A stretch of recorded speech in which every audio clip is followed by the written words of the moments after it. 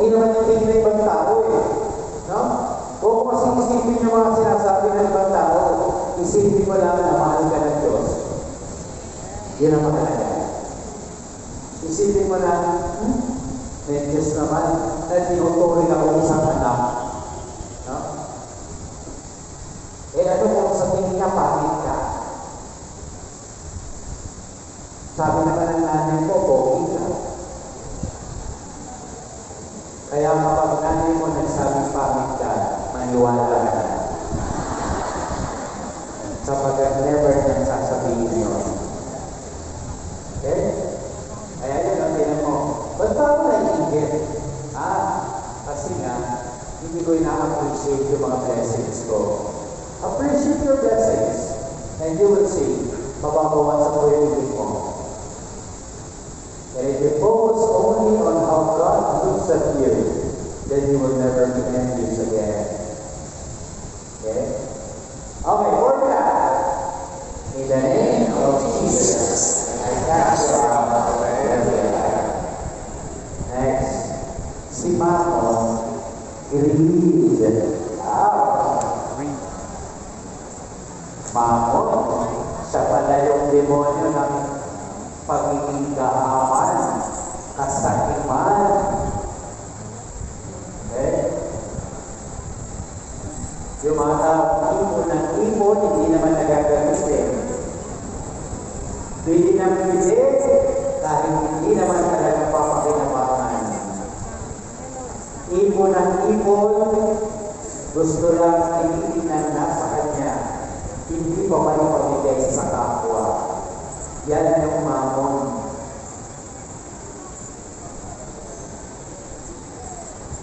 Alam niyo ang trend ngayon, kapag marami kang damit na nabili, wow, ang dami kong damit. Imbis na ipamigay, papatayo ng isa pang kaparado. No?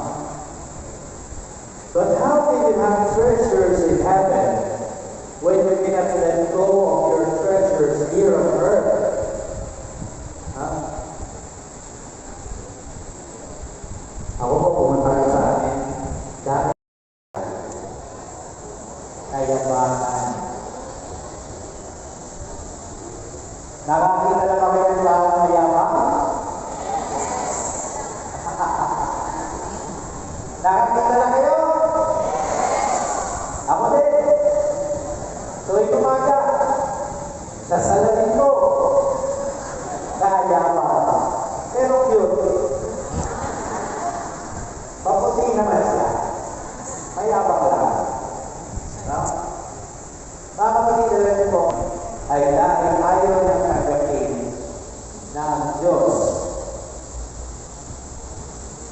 ay mas mataas sa kanya. Dahil hindi niya matanggap na si Maria ay magiging ina ng Diyos at reyna ng langit at lupa. Sa huli ganun nangyari. You see, pride was the reason for them to become fallen angels. But for Mary, it was humility that made her the queen of heaven and earth. You see what humility can do? Itataas ka kasi nagpakababa ka. Pero magusto ka ng pagkataas, ibababay ka. Okay? The last of the seven principles, gluttony.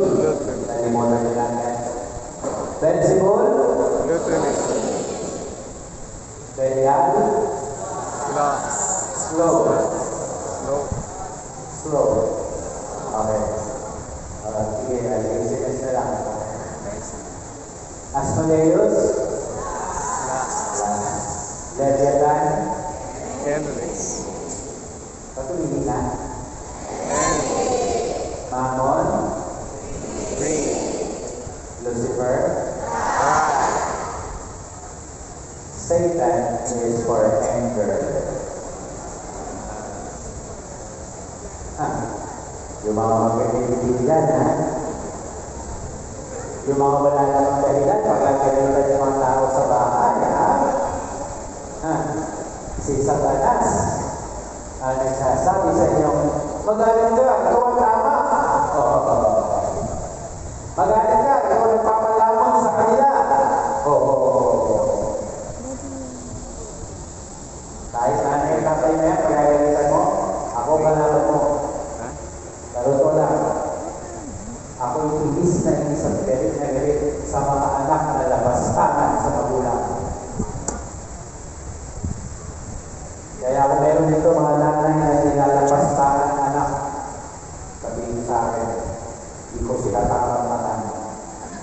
Kasi ako mahal na mahal ko nanay ko. Wala makababas sa nanay ko.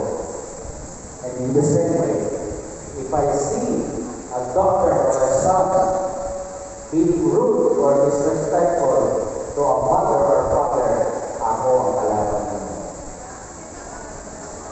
Okay? Huwag kang ganun sa mga magulang mo. Huwag kang magagalit ng matindi. Okay? In the same way, mga magulang, kung wala namang dahilan, huwag mo na rin mga sinapagalitan. Okay? Kaya naman ang kalinahunan sapagkat si Satanas, paborito niya kapag tayo nagagalit, lalo dito ay mananakit, may papatay pa, at ito yung magre-resulta sa violence of bloodshed. Yun ang kasalanan ng galit. May pag-iiganti, may pananakit. Okay? Nag-guess nyo? Wala po sinasabi ko kung niniyulo. Hindi nga, totoo lang. Kasi hindi ko naman alam kung anong nangyayari sa pamilya nila. At wala akong karapatang malaman pa. Kaya hindi ako sumasawsaw dyan. Hindi ko naman alam ang lahat eh. Pero iba, wala naman din alam kung ano sinasabi. Pakialaman ko na lang yung buhay nyo. Ha? Buhay nyo na lang. Pero minsan, naglagay din ako, kasi may mga nakikita ako ng mga tao na pinupush ang karamihan na magalit sa magulang. Eh, hindi ko napapayagan yun. Sapagkat sabi ng Panginoon, honor your father and your mother. Ngayon, maaari mo sabihin, may kalapit na pag-ibig at pagmamalasakit, huwag mo na kumpisahan, tatagalan tayo din. At hindi galit yun. Sabi ni St. Paul sa Aquinas, that is not anger. It's called passion to set things right. Sabi niyo passion to set things right. Yan ang madalas na ginagawa ng magulang, ng nanay, ng tatay. Sa totoo lang, hindi ka nagagalit. Pero tinutuwid mo ang iyong anak para siya maging mabuting tao. Diba? Yung galit na may kasalanan na dapat ikumpisahan ay yung galit na gusto ko talaga patayin. Gusto ko maghiganti. Gusto kong manakit. Yun ang kasalanan. Ha? Kaya kung naalala mo, yung galit mo, eh, meron kang siniraan, meron kang sinaktan, ayan, kumpisan mo. Pero para sabihin mo sa akin, pati nagalit ako kasi gusto ko itama yung anak ko. Hindi galit yun. Hindi mo lang kumpisan mo, meron kang susunod. Huwag mo lang pag-ibig yun. Kaya ito may iwasan natin. Yung galit na merong paglubog ni Satanas. Kaya pag hindi gusto maghiganti, yun